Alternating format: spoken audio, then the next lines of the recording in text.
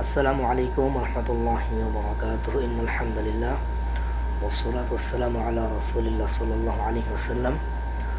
সম্মানিত সৌদি আরব প্রবাসী ভাই বোনেরা, সকল জানাচ্ছি আন্তরিক শুভেচ্ছা মোবারকবাদ।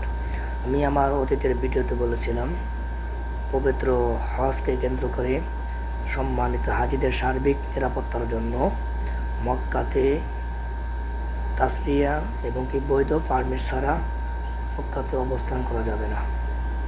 তো এখনও যারা মক্কাতে বৈধ পারমিট ছাড়া তাসরিয়া ছাড়া আছেন, এটা খুবই একটি সমস্যা।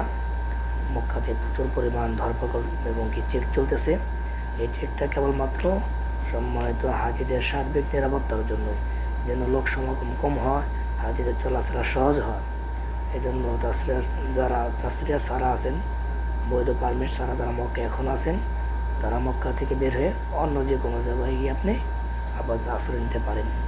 যদি আপনি বৈধ পারমিট ছাড়া মক্কাতে অবস্থান করেন, তাহলে আপনি আইনের সম্মুখীন হতে পারেন, আপনাকে সমস্যার সম্মুখীন হওয়া লাগবে।